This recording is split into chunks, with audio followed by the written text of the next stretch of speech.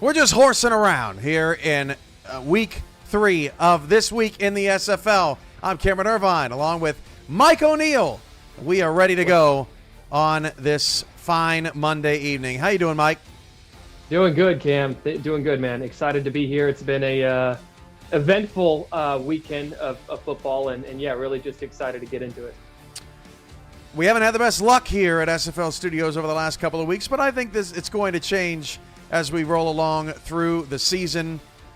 Mike O'Neill, Cameron Irvine with you here for week 3. We're going to jump right into it since we are behind schedule. Let's get to those highlights, Mike, and we are going to start with a big game with a surprising ending. Let's go to Louisiana, where Baltimore was taking on the Louisiana Revolution, trying to get off the schneid at 0-2, and Dwayne Salmons made them think that it was just going to be what they've seen the first couple of weeks. He runs all over them for a big gain. He would cap off the drive and put Louisiana up 7-0, and the Revolution looked good to start, Mike.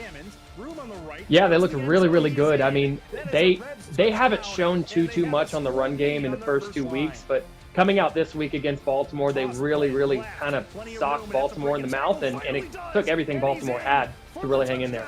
T-Roy Gaines socks the defense in the mouth there just down near the goal line, and Baltimore takes a 13-7 lead. Next possession for Louisiana. It's tough to throw on these guys, Mike, but Tommy Utah managed to get it done on this play in front of 3 different Baltimore defenders. That's Lyric Da Vinci with the first down. Louisiana would get points on the drive. Later, it's Dwayne Salmons finishing it off. Salmons, unwilling to go down, turns the corner. Really bad pursuit angle there from Frank Smith. Got to get that up, right, Mike, as Louisiana takes the lead in the second. Yeah, really was a good run by Dwayne Salmons, and Louisiana got to work on that run coverage. Great block there at the tail end of that rollout for Jack Wigmore as Matt Chima makes the catch to start the second half. Baltimore comes out firing. They got a field goal on the drive. Then Dwayne Salmons says to Troy LaShaw, "You should have stayed hurt." Salmons down the sideline and wrestled down to the 26-yard line. Louisiana would get a field goal off of that drive. Look at the vulture hunt shirt there from the Louisiana fans. T-Roy Gaines on a 2-point conversion after a touchdown. This was a key play in this one with 3:35 left. That fails. So Baltimore only up 25-20. Now on third down. How about this creative play? Look at the block from Chima. Warren Murray's gone. That was the play of the game, Mike. No doubt. I mean, what creativity out of the backfield right there to get Warren Murray the ball. T-Roy really carried a lot of the load, the entire evening, but that was a perfect play call by Baltimore. So that led to a 37-yard field goal from Shark Tarkington. It was his second of the night, 28-20. So final play for Louisiana, finding themselves down 8 despite having a pretty decent game. And here you go, from 29 yards away, Tommy Utah gives it the old heave-ho, and it's caught, and it's short. He caught it the 1-yard line. What a tackle. Baltimore holds on to win. He caught it with one hand. It's a crazy play. Really, I mean, Tommy Utah, props for having the arm strength to heave that downfield. And you just want to see a little bit more extension, just a little bit more extension from the wide receiver. He could have had it, but it was so close. I mean, hey, both teams played great, Cam, but Baltimore really, I think they did just enough to win. Giovanni Bolt with that excellent tackle at the end. And look, Tommy Utah, at the end of the day, he only finished with a 51 QBR. Baltimore, that's why they paid that secondary elite money to stop the pass, and it ends up paying off in their first win of the season. Woo! They can wipe their brow. They avoid 0-3 by the skin of their teeth. Through 3 weeks of the season, what have you seen out of Baltimore? Strengths and weaknesses. What are they going to rely on down the stretch, and what do they need to fix? Yeah, they've got to fix the run coverage. They've got to fix just how they defend the run. They've been getting killed by these running backs, and it's no secret, right? It's no secret that the run game is strong this season. But I mean, there are things to progress. You can progress strength, you can progress run coverage. There are things that you can do, and Baltimore's got to fix that. I think if they fix their run defense, if they fix up front with their front seven and get their front seven a little bit more solidified, I really think that this is just the same Baltimore team we're used to seeing. their play calling has been great this season. That's been a strength of theirs. And, they obviously have a ton of talent as well. T.R. Gaines, Warren Murray in the backfield. They relied heavily on Gaines this week. They put Warren Murray in the fullback a few times in this game and ran him, on some fullback carries and stuff. So they're willing to showcase their creativity. I think, obviously, Baltimore's going to be fine, as a number of people have said over the course of the last few weeks. They get the win 28-20. Jay Ballmer, 199 Super Chat. Greetings and salutations from Duval. Highlights of Jacksonville coming up later in the show. And Skip with the 1999 Super Chat to start us off. And I certainly acquiesced her request. Louisiana, 1-2. Kind of surprised, Mike? Is there cause for panic? No cause for panic. No cause for panic. Do you ever panic, Mike? About anything? I don't ever panic. No, I do. don't. I play the middle. You know what I mean? No, honestly, man, no cause for panic for Louisiana. Realistically, they've got a great 1-2 punch in the backfield, right? If they continue to lean on those two rookies, they're going to be just fine. They will be fine. Tommy Utah hasn't given any cause for concern. Their defense has been playing really well. I think that, Baltimore just had the better play calling this week. I think the Canton loss is looking a little bit better after this week. Canton's 2-1. Their only loss is to Jacksonville, who's also 2-1. Their only loss was to Motor City in that weird game. So Louisiana in good company. And 3-point loss on the road in overtime, and then 1 yard away, 2-point conversion away from potentially tying going to overtime against the defending champs. Not too shabby. All right, let's move on. Denver and Sioux Falls. This was a late night on Saturday, and if you didn't stay up for this one, you missed out on a great one. 10-0. Sioux Falls was up early, and Bailey O'Shaughnessy is OUT out of here to get Denver on the board. But their problem in the first half was that was all they've had. That's been their problem the first 2 weeks. One-trick pony. That's what they call him, one-trick pony, and that's what Denver's been through the first few weeks. Sioux Falls did a good job sniffing it out, and look, props to Bailey O'Shaughnessy, because, Bailey O'Shaughnessy is going to get his no matter what, right? That's the way every coach is looking at it. But, good job from Sioux Falls to keep him kind of contained.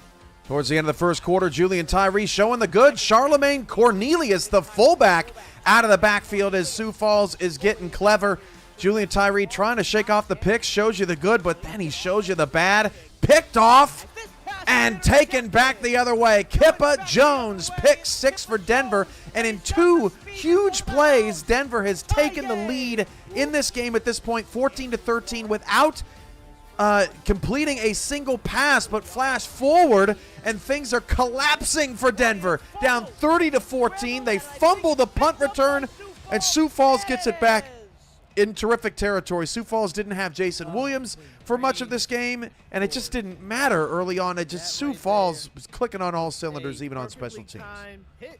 And this was the big cause for concern. Okay, yes, you asked me if I panicked. Well, for Sioux Falls, I did panic on their second half play, but props to Sioux Falls for coming into this game looking like a different team in the second half, right? You give up that touchdown right there, but at the end of the day, they were keeping things pretty tamed and under control in this second half. They did seem under control. However, Denver had a bunch of heart. Julian Tyree's pass is picked off by Nick Kindler. Kindler jumps the route. Denver's down just 16 with the ball. Plenty of time. 9 minutes left. Struthers flips it out to Bailey O'Shaughnessy. Gets some nice blocks on the outside from the receiving core, and he's got a first down into Sioux Falls territory. Now 7 minutes to go in the fourth quarter. 37-21, Gene Struthers fires. That's caught down to the 6-yard line. That's Logan Keel. Look, Denver's got some weapons. They just got to figure out how to get them in great situations. Here's a new weapon for them, their tight end, as Struthers looks to the end zone, hit from the backside, but it's still caught by Althor, his first touchdown of the season, and that makes it 37-28. Now Julian Tyree's pass is caught. Nick Kindler, it was the same play, Mike. He tried to jump the route. K. Marion this time gets the better of Kindler. 185 yards on the night, but Struthers was not done. That pass caught by Mosley. 40-35. Now 43-35 after Denver's defense holds them to a field goal, and John Barnhart with the pick. Gene Struthers just overthrew Mosley, and that was the end of the game. Yeah, it was a really good game, Cam. Honestly, props to Denver for having the heart, right? Props for Denver for hanging in there. Sioux Falls, I think you can give credit to them too for not letting it get out of hand. You had so many momentum swings in the last half of the game, and it's great whenever teams can kind of hold on to that and then gain it back. And you saw so many shifts of momentum in the second half. So both teams, I think, good job. I think both teams have a little bit to clean up, obviously, but hey, that's the name of the game. We're in week 3. Denver and Sioux Falls, 2 of the lightest rosters in the league, so when they go against each other, it's just kind of like water and water, right? I mean, it's an evenly matched contest. That's what we got, but Sioux Falls was the one that had a little bit more balance early, and that was the difference in their victory. They still kind of collapsed, Mike, in the second half, but they had a big enough cushion that it didn't much matter, and they get the W. Now to another thriller. Late night, under the lights, Arizona, Seattle. This highlight reel is just bonkers. That is a touchdown pass from Ashley Jackson to Will Todd that tied the game at 7 at the end of the first quarter. But, oh, man, we were just getting started. The very next play, Type Attack sends Gus Scott in motion. You've got to love this as a coach, Mike. Sends Gus Scott in motion and then hits Scott down the field. Garrison falls over, and Gus Scott steals the show against the Hall of Famer. That was probably the best passing touchdown that I've seen all season. I mean, Gus Scott really, really lit up this Arizona defense in this game. Jackson would fight back. Next possession, Ryan Orlovsky beats the defense, who falls over and then squeezes right into the end zone. There was an injury on the play, but Orlovsky scores 14-14. Ashley Jackson, deep drop back, fires over 2 hands. That is caught for a touchdown, 21-17. 3:35 to go in the first half. Same score. Next possession, Type Attack's pass is caught, and the 2 defenders run into each other. Gus Scott down the field. Are you kidding me? His second long touchdown of the game, 24-21. Still in the first half, a bunch of end zone dances in this one. Ashley Jackson back the other way, caught by Thomas LeClaire. Still the same score, still the second quarter.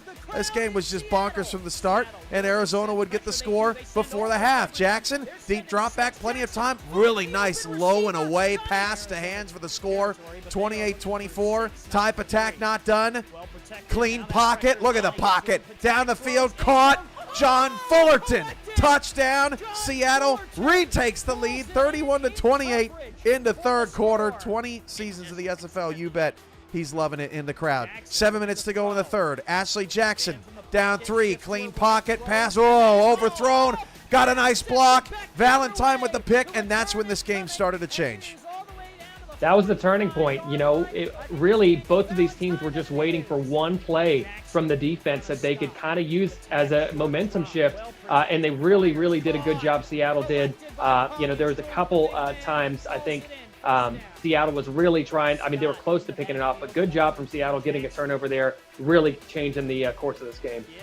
Polly Truth with the catch, and then Baloo Scott. It was the Scott family dominating Arizona in this one. Baloo, not a ton of highlights in this game, but was the bell cow for Seattle, 38-28. Ashley Jackson not giving up the fight again. Great job by that highly paid offensive line, and it's another hands touchdown. James and Donnie combined for 3 on this night. 41-35 Seattle. Type Attack down the field, making it happen.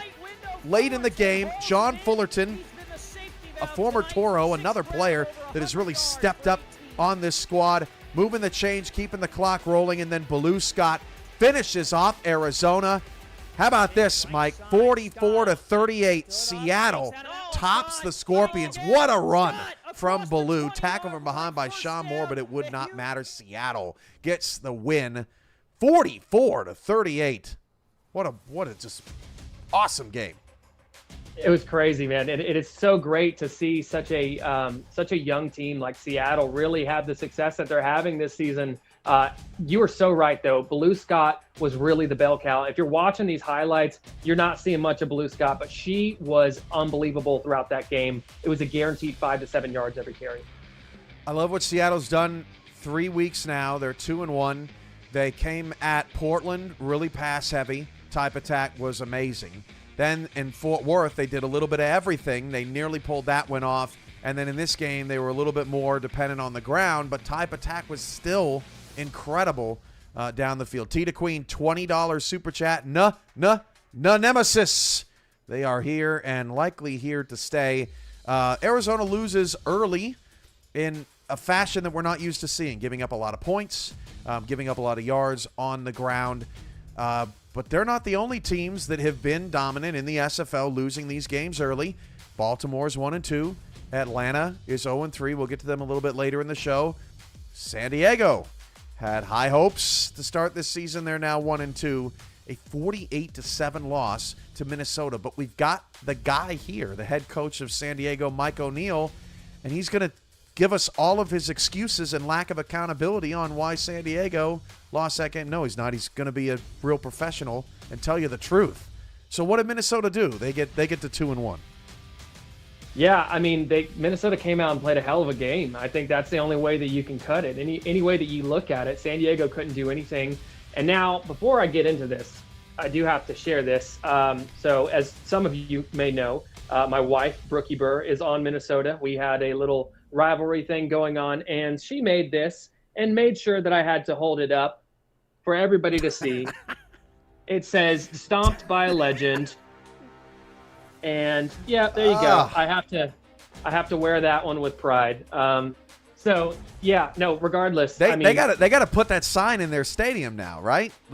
Somewhere in there. Yeah, I mean, she did a really good job on it. Listen, Minnesota, kudos, hats off to your coaching staff. Honestly, we saw, I mean, Minnesota exclusively came out in a 4-3 the first 2 weeks of the season. And we really scouted for that. We came out, all of our plays, if you reel the highlights, all of our plays, all of our passing plays were designed to attack man coverage on 4-3 against the 4-3 defense. They came out in a 3-4, and look, that's what happens. When you put all your eggs in one basket as a coach, that's what happens. Now, look, I could sit here and say, yes, the broken tackles by Colin Hart really beat us up. Of course they did. Yes, but at the end of the day, the name of the game is putting your players in the right positions to succeed. And if you're throwing 4 interceptions, if you're not scoring any touchdowns through the air, you're not doing a really good job putting your players in the right position to succeed. So 110% is a coaching issue, and you can bet that San Diego will be back in the thick of it before you know it. We're not going to make that mistake again. You put all your eggs in a 4-3, you put all your eggs in a 3-4, you put them all in a run game, you put them all in a pass. No matter how you slice it, Mike, got to have balance to win this great game of football, and that's what we're seeing early on. Minnesota, talk about balance. They've done everything right through 3 weeks. I don't know how Alamo City beat them. Credit to the artillery. That win looks better and better each week with 2 blowout wins to Minnesota's name. It's a tough place to play. I don't know who's next going to Minnesota, but I wouldn't want to. You know what, Mike? I wouldn't want to go to Houston either. Indianapolis just did, and they just faced a very good Headhunters team. We picked this game up later in the first half where GP Wells put the moves on some dudes and gets a touchdown. 5 minutes to go in the second quarter, and Indy was up 7-3, but the Wells brothers started to take over. That really has been the theme of this week. Just a family affair. 10-7 Houston. Look at this play. Watch the block there.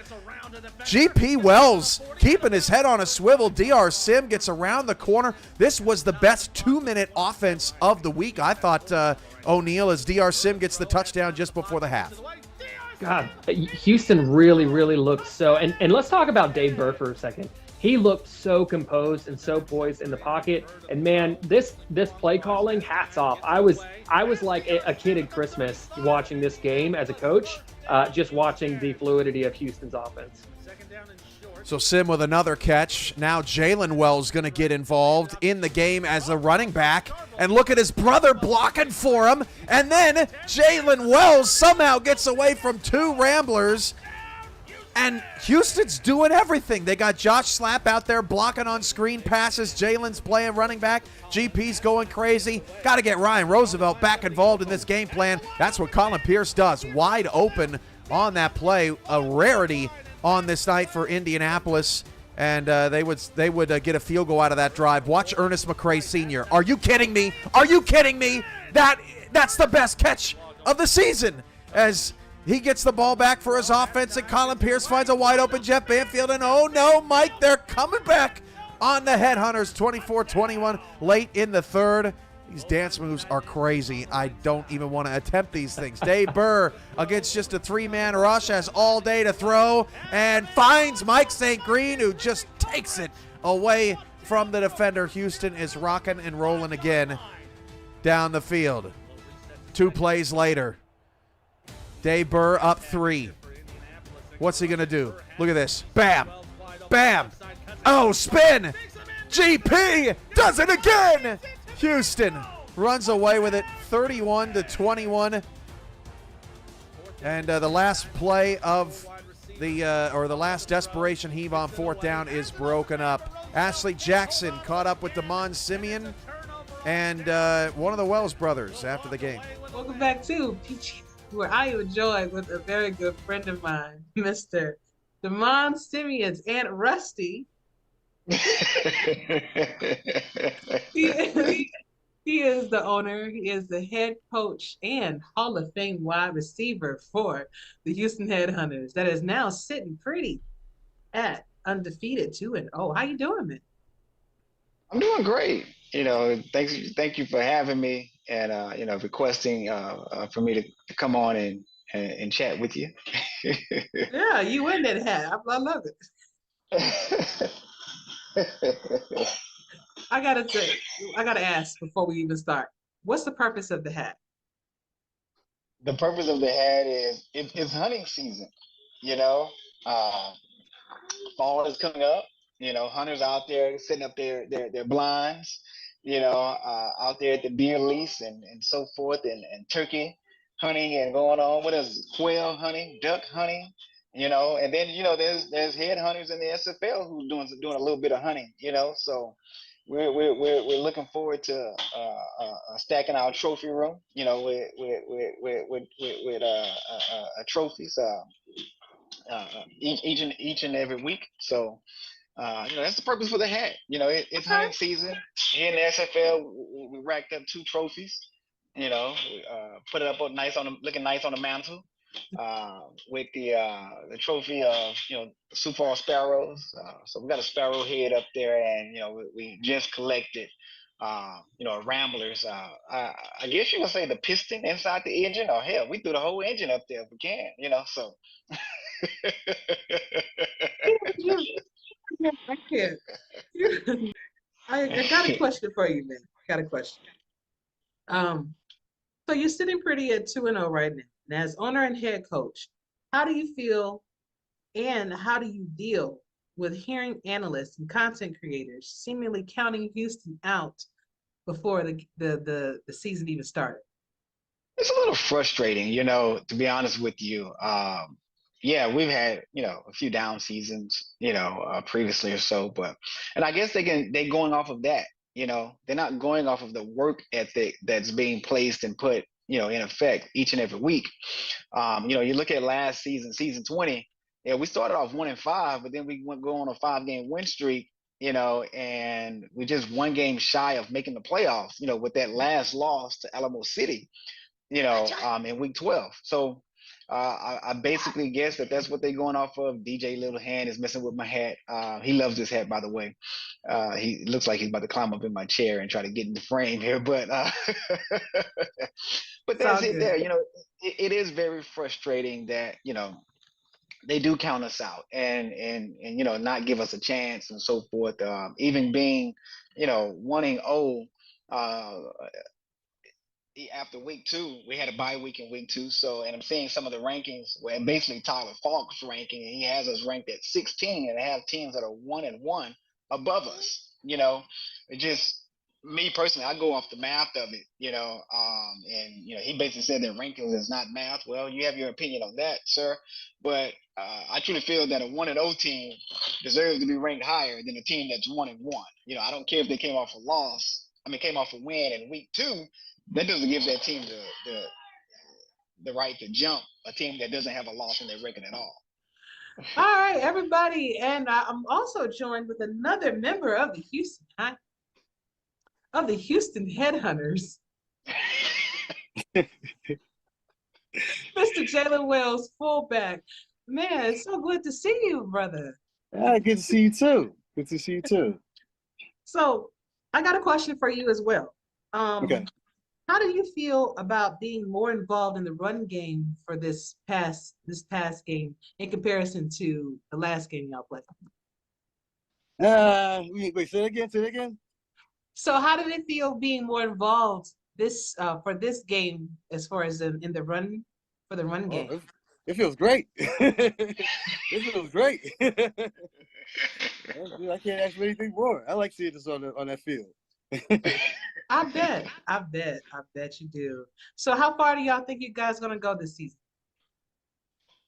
Sky's the limit with us. I mean, we got so much talent on our team. We haven't even really tapped into it yet. Okay. It is true. It's true. Sounds good. Well, gentlemen, I want to thank y'all so much for taking time out of your day to come and chill with us and let us know how you feel. I wish you guys nothing but best of luck for the rest of the season. And hopefully, we'll be able to see you down the line in the playoffs. Yeah, I like that.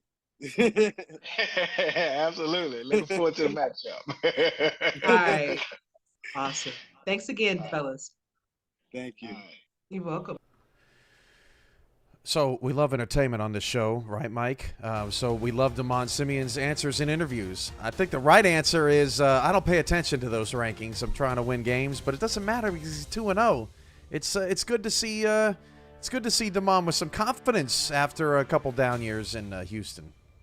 I'll tell you what, Damon got a little pep in his step, but let me tell you what the better answer.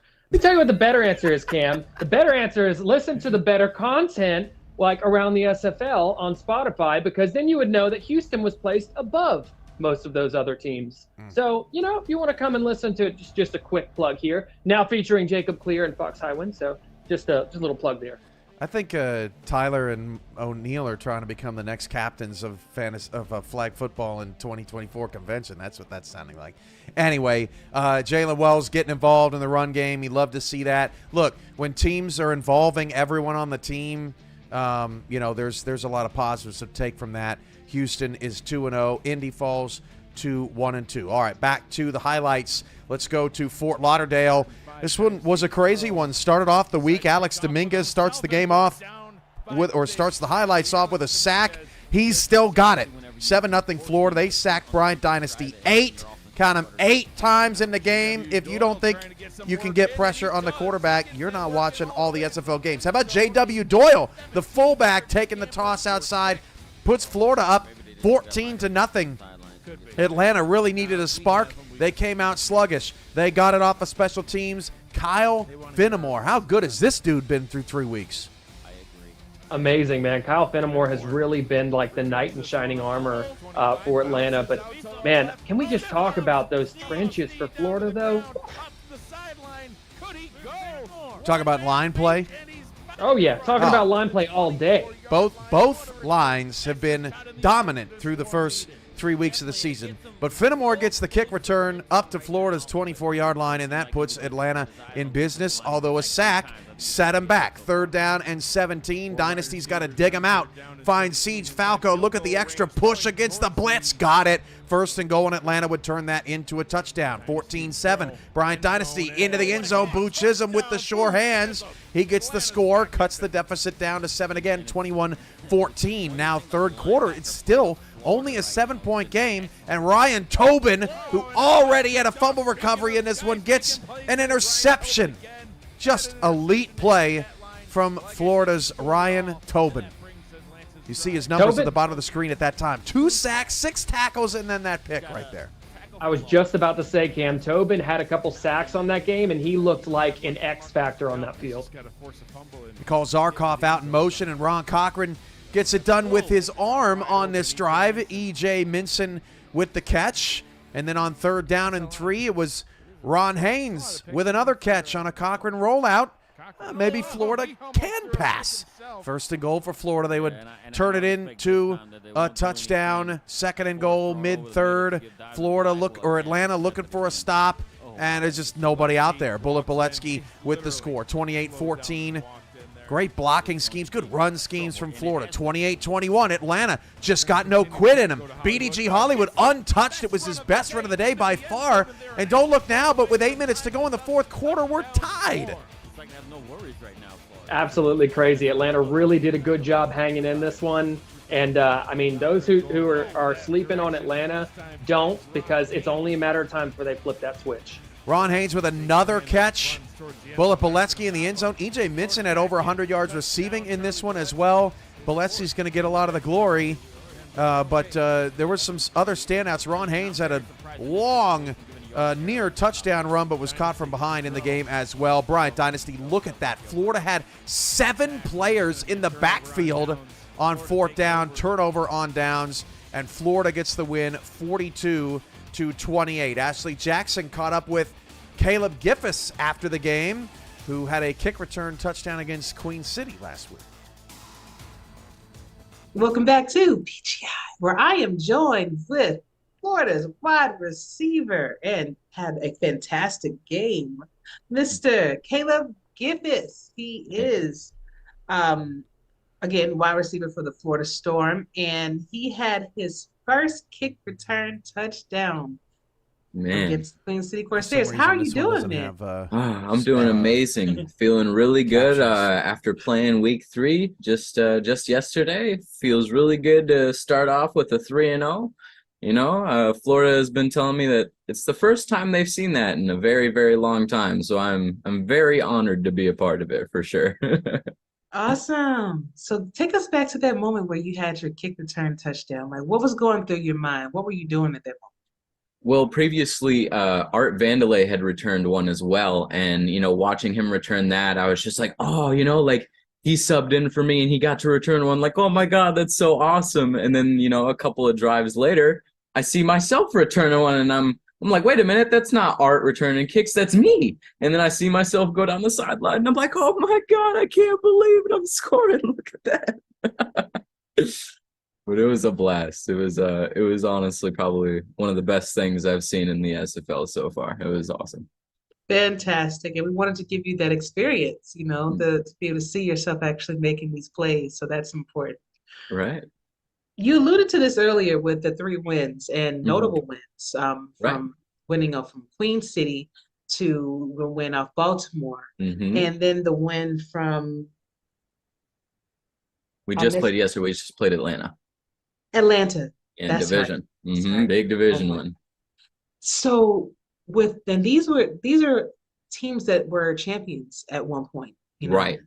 Absolutely. So how does it feel to kind of seemingly turn the curve for this Florida team? Because, you know, for a couple seasons, you know, it was just a little different than what we're used to. So right. Yeah, I mean, last year as a minor, I mean, I watched Baltimore just play amazing football all season long. And, you know, finding out that we were playing them to start off the SFL season, I was a little worried. You know, I had a little bit of worries. I was like, okay, we're playing the defending champs. All right, well, you know, it's a little scary, but being able to go into the game and pull out a win, it was just a really good team victory. And I feel that Florida actually has a little spark going through them this season, and everybody's going to be excited to see it. Indeed. Well, I do wish you all the best the rest of the season, and looking forward to seeing what you guys do on the field later on. Okay? It'll be fun. Awesome. You have a good one. Yeah, you as well. All right.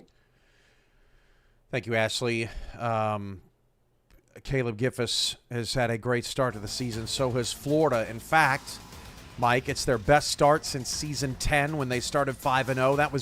That was the beginning of another era, the player progression era. And Florida jumped out to a hot start. They were better than everybody else. They won the first 3 championships of that era, and they're doing that again.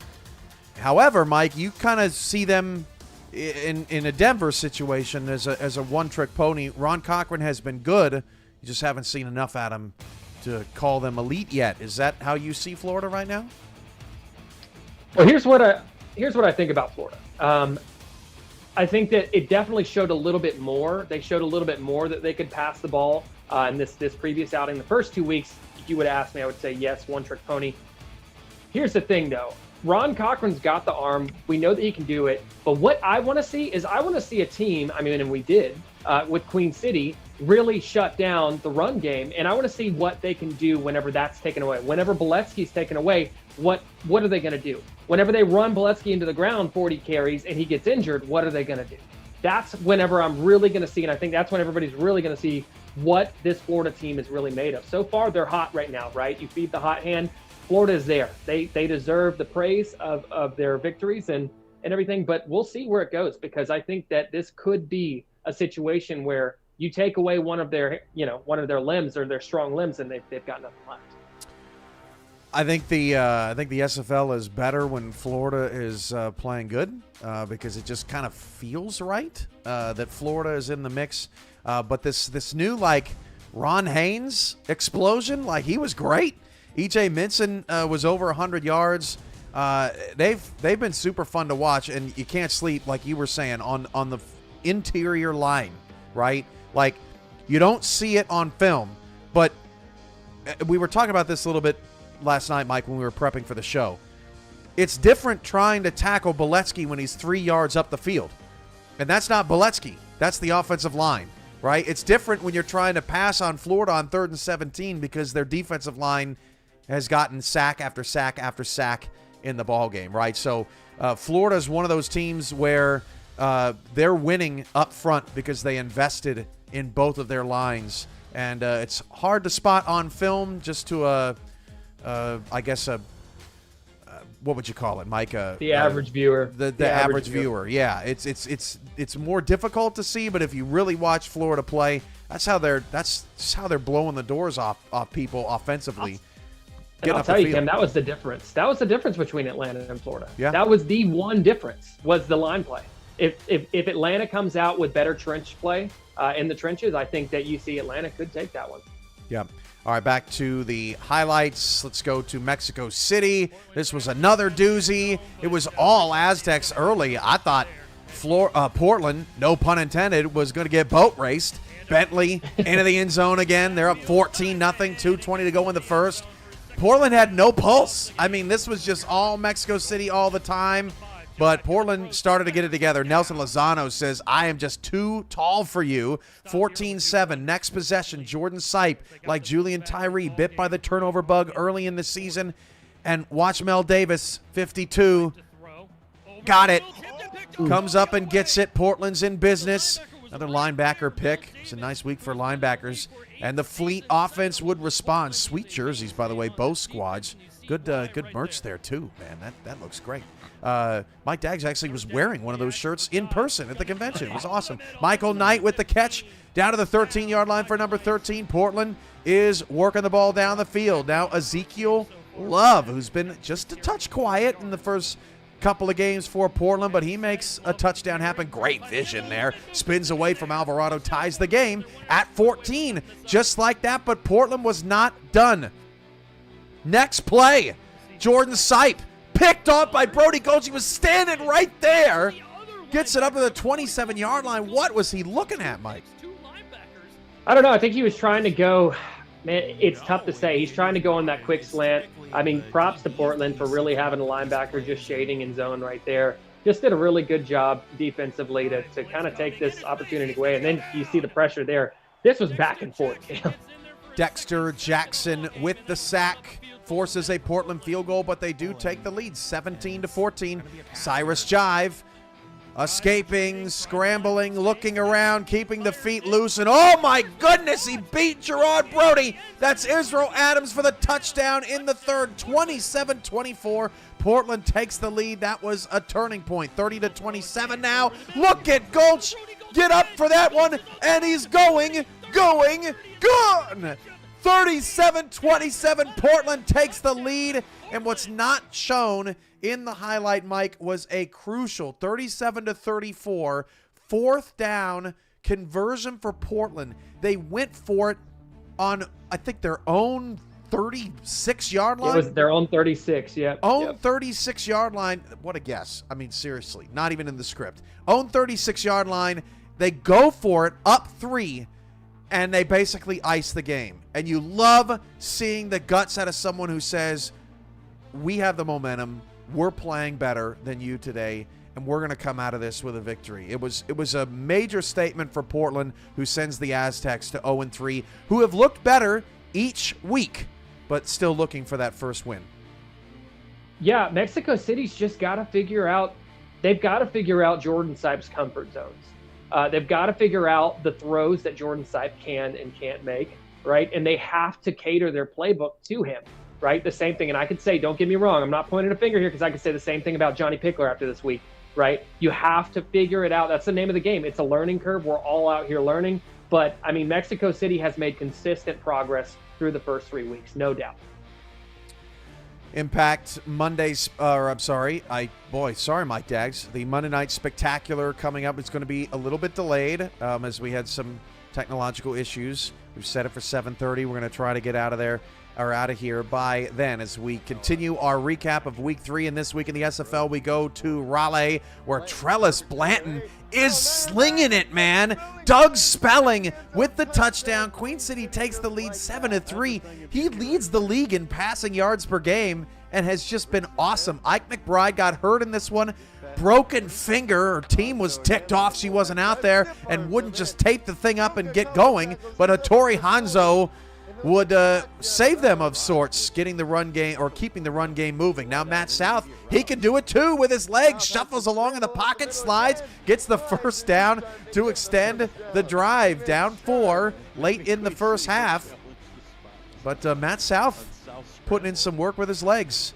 Now 1st and goal. 2:35 left. It's Hanzo. It's strength on weakness. Score 10-7. Alex Marshall got nothing on Hattori. Now Trellis Blanton to Doug Spelling. Spelling breaks a tackle. Teaser, who? Doug Spelling all the way down to the 3-yard line. He was dominating Carolina in this one just before the end of the first half. Trellis Blanton again. James Matthew Jr. Seattle, who? Touchdown Blanton. Queen City takes the lead 14-10. But just before the half, Hattori Hanzo looking for contact. The upfield blocking. Vince DeSantis, excellent work, and Hanzo gets out of bounds. And Carolina ends up getting a field goal just before the half, 14-13. Now, 5 minutes to go in the fourth quarter. This play out to Jet 0, picks up a first down with Queen City down 16-14. They would get a field goal, make it 17-16 Corsairs. But Carolina, one last fight in them.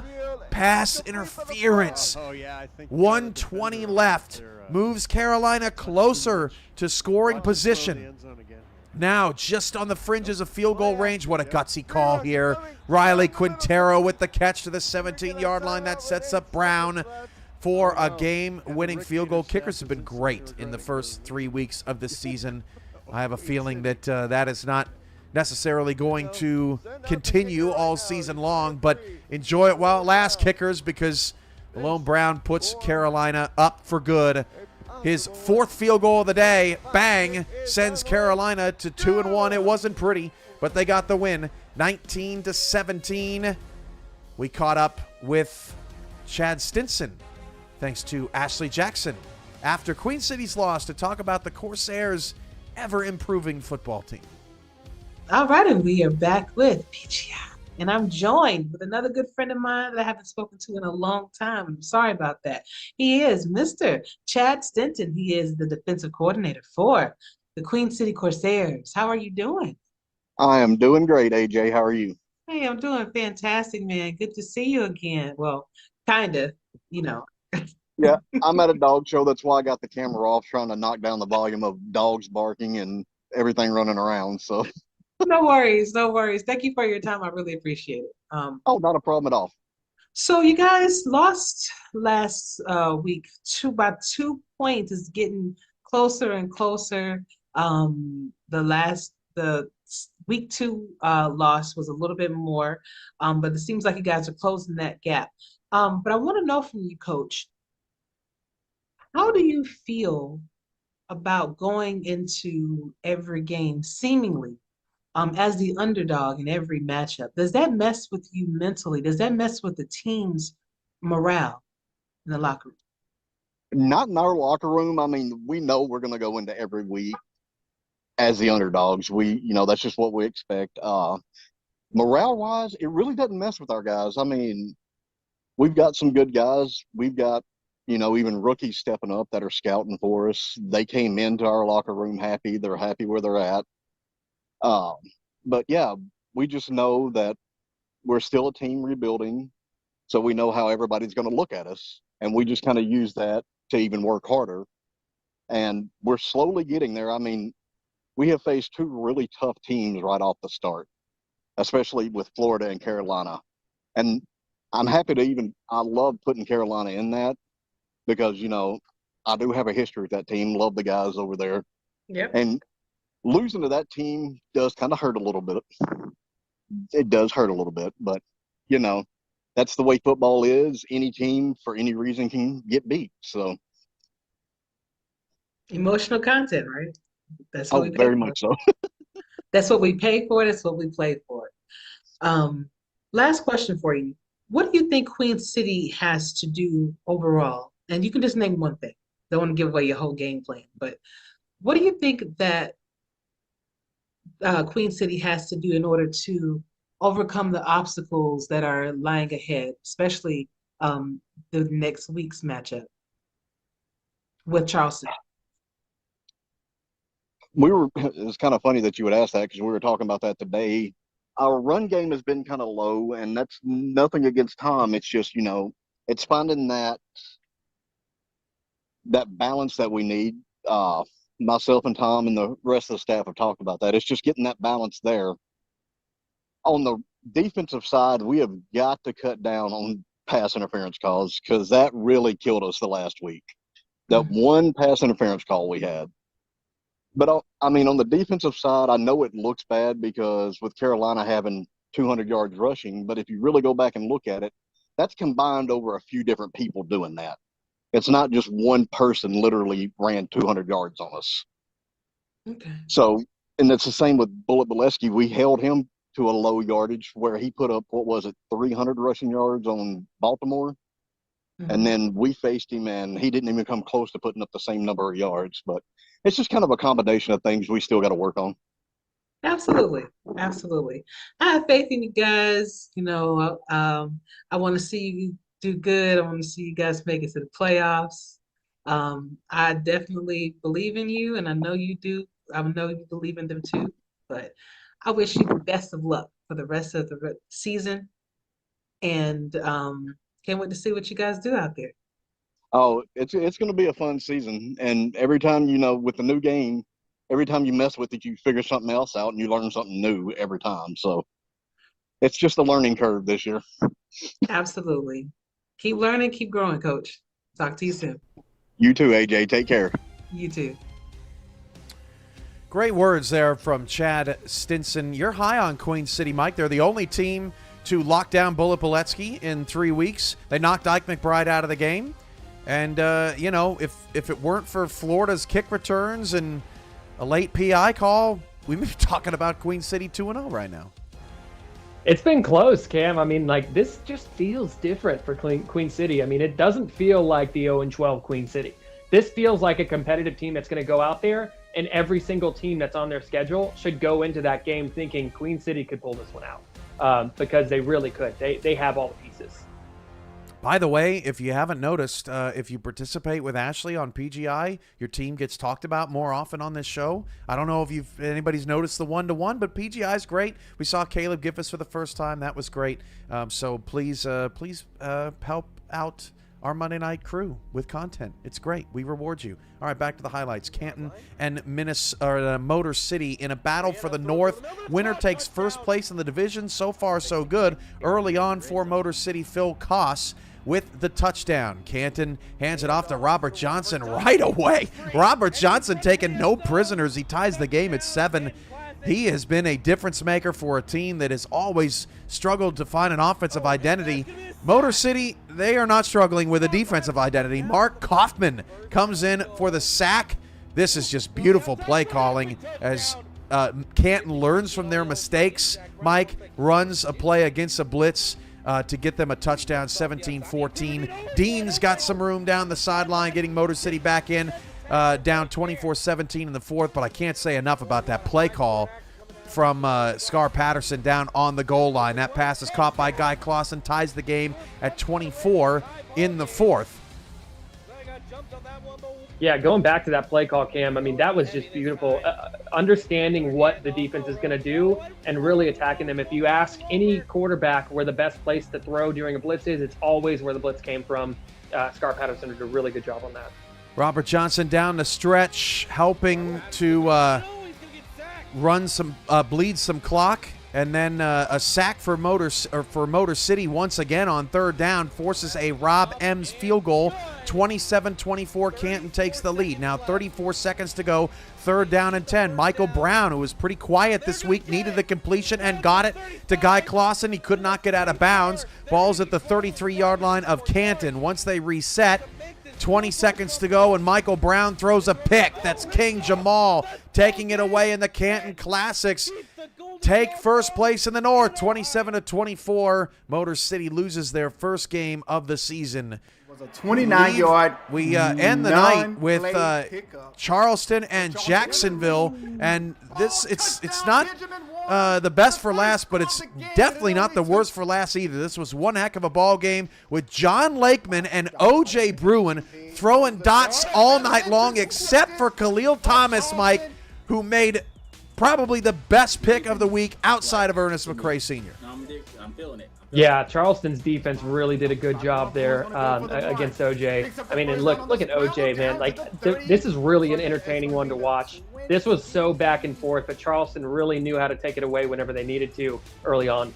I mean, John Lakeman went 0-12 last season. O.J. Bruin was a pick machine last season. Here's a rookie, Shepard Vakarian, getting down the sideline. Didn't even need a block from Jim Copeland Jr., who literally looked like maybe he had taken a substance at some point in that ball game. He had no idea where he was, and it didn't matter. Jacksonville up 14-13, but John Lakeman has other ideas. Look at the dot from John Lakeman. I mean, just insane. What a catch. Lakeman on the next play. Three-step drop, fires it over to Davius Reed. It caught inside the 3. Another great 2-minute drive at the end of a half by a team this week. 14-13. Charleston would punch it in. Look at the mismatch at the top of the screen. 2 blockers, 1 guy, and Nick Hoagland stretches the ball out. What effort! 20-14 Charleston. Look at Jacob Clear. So happy with that score. O.J. Bruin. Now, just before the half, David Gears. Yes, Jacksonville did, in fact, score in like 40 seconds before the end of the half. 21-20 Jacksonville. Look at O.J. Bruin's feet, Mike. He is so nimble, and he throws another touchdown on the run. Jacksonville retakes the lead. Connor Weston. Jacksonville Kings. Yeah, it's huge for Jacksonville. Like, Jacksonville did a really good job throughout this game getting wide receivers matched up on linebackers, and I think that was a huge difference as a huge part of Jacksonville's passing success. But then right there, Charleston proving they can do it too. Another touchdown from Lakeman, now 30-28, but too much Bruin and Kingston Ellington. Ellington's got the ball in scoring position, under 5 to go. Charleston is up 2. Draw play, fumble, the key moment of the game. 1:32 left. Jacksonville up a point, and their defense makes it happen. That was the 3rd forced fumble of the game combined. And Sean Sanders, are you kidding me? Sean Sanders, look at the burst. There is no way he's going to be caught. Jacksonville wins 41-30 and improves to 2-1. They look so impressive through 3 weeks. You're not kidding, Cam. And listen, good teams learn how to finish it out, right? Good teams know how to finish out the ball game, and that's what Jacksonville did there. All credit, no disrespect to Charleston. They played a great game, but Jacksonville really seems like they've got everything. Like I said, I mentioned earlier, they're targeting, getting linebackers matched up on wide receivers. They've got good backs, getting them to the outside to use their speed. O.J. Bruin's nimble on his feet. I mean, they really have their entire personnel locked on, and they've got the balance in their play calling figured out. Coming up on SFL YouTube, it's the Monday Night Spectacular, the Las Vegas Fury, and the Vancouver Legion. Can you believe, Mike, that Vegas is 4-0 all-time against Vancouver? How is that possible? Robert Redford has never beaten his former team. Vancouver would like to put Vegas in the dirt. We haven't seen either of these teams for 2 weeks. Vancouver lost a close, impressive game to Alamo City, while Vegas rolled over an LA team that just didn't show up, Mike. What are we going to get out of tonight? What are your keys? Oh, the keys, man. Let me just tell you, as a coach, I've been looking forward to this game all weekend. I mean, this game has been high up on that priority list for me. What a beautiful one for Monday night. The reason being because of the secondary from Las Vegas, right? How well they paid them. I mean, handsomely paid, right? Strong, physical defensive backs from Las Vegas going up against this insane wide receiving core of Vancouver. I mean, this is literally just a massive offensive versus defensive showdown. The biggest keys, I think, is if Las Vegas can get their physical defensive backs playing physical without the pass interferences, because that's one thing you have to look out for. Pass interferences are real, and we could see a lot called on Las Vegas tonight. But if Vancouver can figure out how to get their wide receivers matched up against the linebackers and not the defensive backs of Las Vegas, I think that we see Christian Brown go off, and I think that just balances out the Logan Lee effect. I think Robert Redford gets in there, really could be good. So I think that's going to be the big thing. If Vancouver wants to win this, they've got to get matched up against the linebackers because those defensive backs are no joke. Logan Lee and Robert Redford could go off, yes, Mike, but I'm with you. I want to see what Vancouver's wide receiving core that is so deep can do against that Vegas secondary. I want to see this Vegas secondary again because the last time they were on the field, Sully Richardson went 2 for 13 in the first half. I want to see it again. I want to see more out of them. Hubba Kimbrell was just driven into the ground in week 1. I think if Vegas does that again tonight, Mike, I don't think they're going to win because I think Vancouver is going to be pretty prepared for it. They, through 3 quarters, pretty much shut down Brad Jones. He had less than 100 yards. They got worn down in the 4th quarter. Brad Jones is a better back than Hubba Kimbrell. He just is, right, Mike? And so I think Vancouver's run defense is up to the challenge. We'll see what Vegas can do on the flip side of that. It's going to be a fun one. Anything else to add on Vegas, Vancouver? Yeah, just going back to it, Vegas has got to play physical, stick to your identity. If Vegas starts to drop back and just play a lot of zone, give it to Vancouver. Just hand it to Vancouver because that's not Vegas's identity. That's not how they're built. They have to be a physical, run-stopping, man-on-man defense. I agree. Everybody's got to be up to the box. Everybody's got to have an assignment because they're just that good. They should be playing that way. So we'll see how it turns out. Final thoughts on week 3, Mike, as this week in the SFL wraps it up. Thank you for showing that again. That was the best part of the whole show. Good job, Brooke. Good job, Brooke. Way to put him in his place. Yeah, it was a good one. It was a good week. We saw a lot of great football outside of the San Diego game. We saw a lot of great football. And I think we're starting to see a lot of teams get closer to figuring out their identity and playing to their true team form. And it really is beautiful. It's awesome. Let's hope that we get a great one here on Impact or the Monday Night Spectacular. Paul Sarp and yours truly coming up for the call tonight. We'll be back. Vegas and Vancouver coming up next on SFL YouTube.